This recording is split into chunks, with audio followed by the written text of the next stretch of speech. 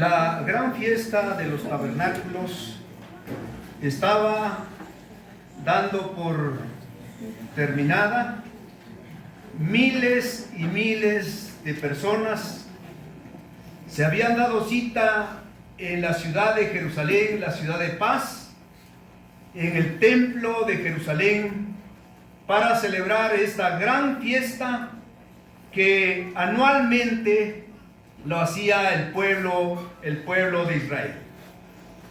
Las multitudes habían viajado de diferentes lugares para estar en esta gran fiesta y dar gracias a Dios por su provisión en medio del pueblo judío, el pueblo de Israel. Dentro de esta gran multitud estaban los hermanos del Señor Jesucristo. Según Mateo, que es el único que va a escribir los nombres de los hermanos de Jesús: Jacobo, José, Simón y Judas. Mateo 13, 55 y 56. Posiblemente también estaban las hermanas y la madre María de Jesús. 7 días de festejos que se caracterizaban por sus ofrendas en escala decreciente según Números, capítulo 29, versículos 12 al 34. En el primer día, dice aquí la Biblia, además de otros sacrificios, 13 becerros de la vacada. En el segundo día, 12 becerros de la vacada. En el tercer día, 11 becerros. Y así, sucesivamente, habían de presentar sus ofrendas el pueblo de Israel, llegando hasta el séptimo día, donde dice que presentaban 7 becerros, además 2 carneros, 14 corderos de un año sin defecto, y sus ofrendas y sus libaciones con los becerros, con los carneros y con los corderos, según el número de ellos, conforme a la ley. Números 29, 32 al 34. En el último día había un ceremonial muy especial. Dice aquí que todos los días la gente llegaba al templo con palmas en las manos y con ellas formaban una especie de círculo alrededor del altar mayor, y cuando el sacerdote llevaba una bandeja de oro con agua del estanque de Siloé, el pueblo recitaba Isaías capítulo 12, versículo 3: sacaréis con gozo aguas de las fuentes de la salvación. El último día se juntaban todos los del pueblo y dice que oraban dando gracias a Dios por el don del agua, por la lluvia y por el agua que surgió de la roca mientras peregrinó el pueblo en el desierto con Moisés. Este fue el trasfondo histórico del mensaje de Jesús en aquel día, último día de fiesta nacional. Y hoy, hermanos, al celebrar sus 41 años, miembros y congregantes de esta congregación Alfa y Omega, vamos a centrar nuestra vista en este gran mensaje de Jesús, un hombre por excelencia, Jesús, el Hijo de Dios. Un mensaje singular en una fiesta nacional. Primero, fue un mensaje singular porque fue proclamado por el Hijo de Dios. Dice la Biblia aquí en el versículo 37 de Juan, capítulo 7, en su primera parte: en el último y gran día de la fiesta, Jesús se puso en pie y alzó la voz diciendo. Jesús se puso en pie y alzó la voz diciendo. Es un mensaje singular porque fue proclamado por el Hijo de Dios. Si vemos en el contexto anterior, vamos a encontrar que el Señor Jesucristo ya había disertado con los religiosos en los primeros días de la fiesta, diciéndoles que su doctrina no provenía de Él, sino de aquel que lo había enviado. Ahí los versículos 16 y 17. Entonces, las enseñanzas que salían de su boca no eran resultados de una investigación para descubrir algo nuevo como lo hacemos nosotros y entonces poder compartir la palabra de Dios, sino que era fruto de la divinidad, de la eternidad. Cuando nosotros predicamos, estudiamos el pasaje de las Escrituras, usando las herramientas básicas de interpretación para poder dar un mensaje veraz, y aún así nos equivocamos, pero Jesucristo nunca tuvo errores. El Dios Padre, dueño del universo, envió a su Hijo para que trajera al mundo su palabra, y por eso buscaba dar gloria a su Padre, según aquí el versículo 18. No buscaba su propia gloria como lo hacían los escribas y fariseos, y como hoy día lo hacen muchos predicadores.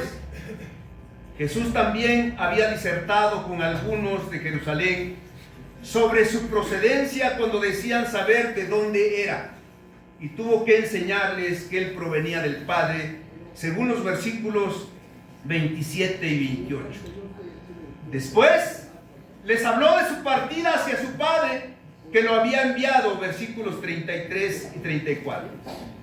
Estos y otros temas Jesús había compartido al pueblo mientras estaba la fiesta. Muchos lo habían escuchado, pero ahora, en el último día, en la clausura de los festejos, cuando todos estaban congregados en gratitud a Dios por sus bendiciones, dadas especialmente en el desierto a sus padres, Jesús aprovechó la oportunidad y dice la Biblia aquí, se puso en pie, seguramente en un lugar visible, y con autoridad les dio un mensaje sin igual, un mensaje de salvación. El predicador más grande se comunicó verbalmente con el pueblo.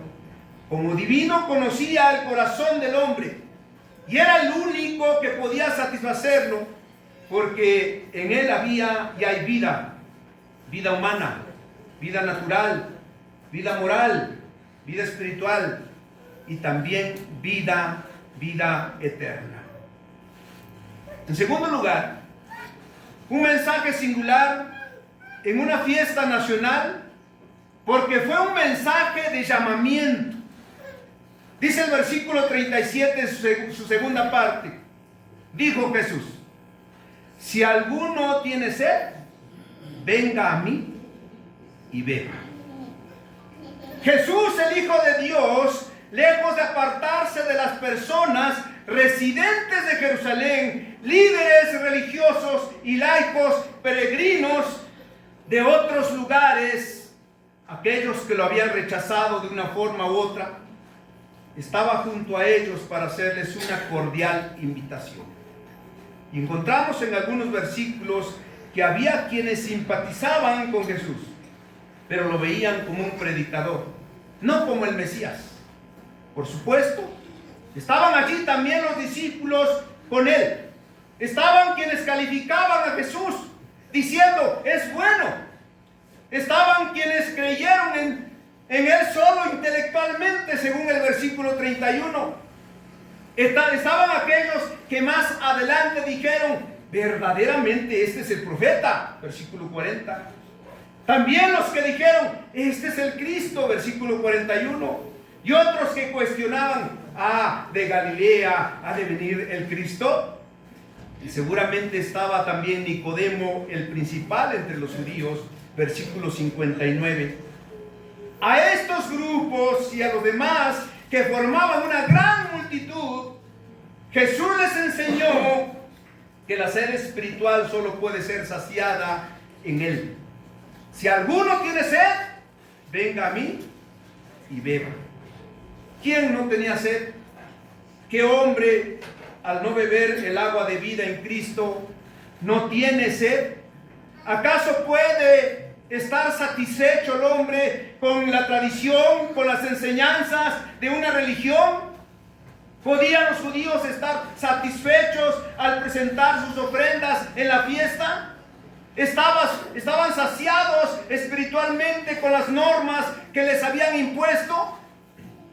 Todos los seres humanos hemos nacido con un vacío en el corazón. El filósofo Blas Pascal dijo: el corazón del hombre tiene un vacío con forma de Dios. Y en este vacío Dios ha puesto la eternidad para que le busquemos. Y por eso cuando el hombre va a Cristo, se da cuenta que Él es el agua, Él es el único que puede darles paz, seguridad, rumbo, destino, perdón de pecados y la vida eterna. Porque es el Hijo de Dios. No es la religión, ni siquiera es la doctrina. Él nos invita a venir y a beber para saciar nuestra vida espiritual, si tenemos sed de Dios. En cualquier otra cosa volveremos a tener sed.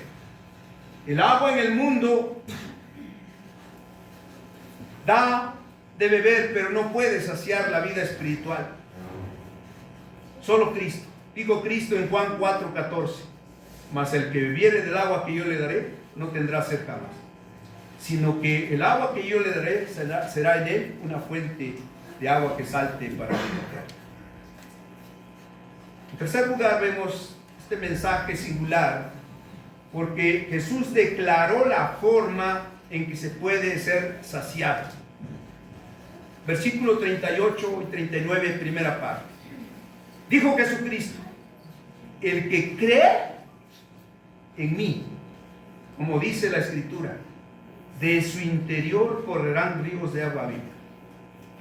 Y añade, esto dijo del Espíritu que habían de recibir los que creyesen en Él. Jesús declaró la forma en que se puede ser saciado. Creer en Él. ¡Qué sencillo! Pero para el hombre puede ser lo más difícil. Difícil aceptar que solo creyendo en Jesucristo pueda ser saciado espiritualmente el hombre. Que solo creyendo en Él venga a morar el Espíritu de Dios. Que no se necesita tener una experiencia sobrenatural para una experiencia de salvación. No se necesita entrar en éxtasis o en un mundo místico momentáneo. No es necesario hacer una oración con palabras bien pensadas para que el Señor nos oiga. No. La salvación se obtiene tan solo creyendo en Jesucristo. No hay ninguna otra forma para llegar a Dios, solo recibiéndolo en el corazón en arrepentimiento y fe.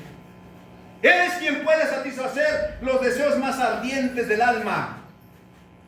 Así lo enseñan las Escrituras en el Antiguo Testamento.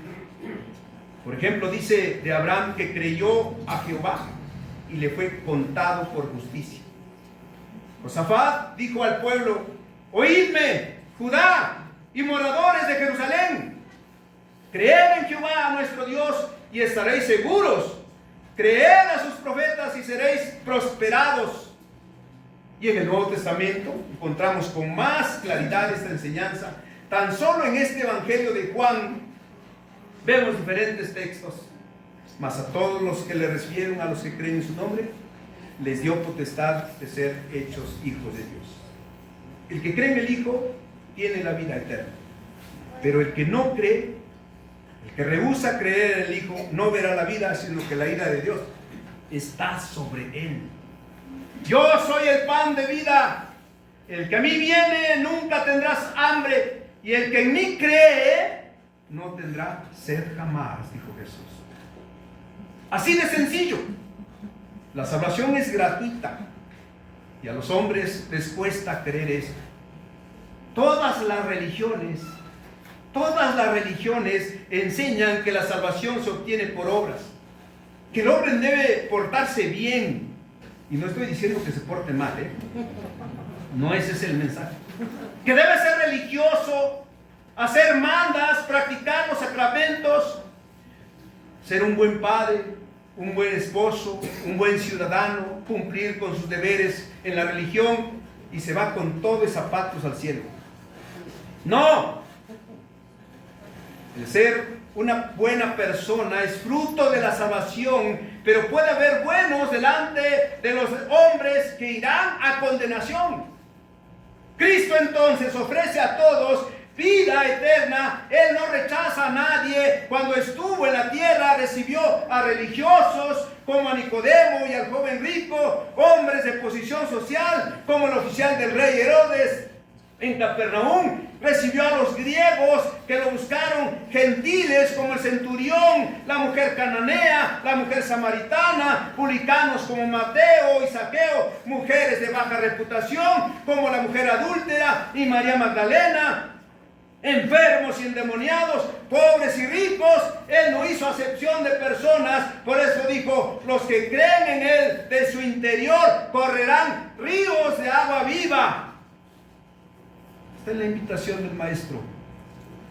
Amado amigo, amado hermano, este es el mensaje de Jesús en el último día de la fiesta de los tabernáculos. Un mensaje de llamamiento al arrepentimiento, un mensaje de salvación, un mensaje de vida eterna, un mensaje para satisfacer el alma sedienta de Dios. ¡Qué gran oportunidad aprovechó el Maestro Divino ante la necesidad del pueblo de Israel! Pero es el mensaje para nosotros.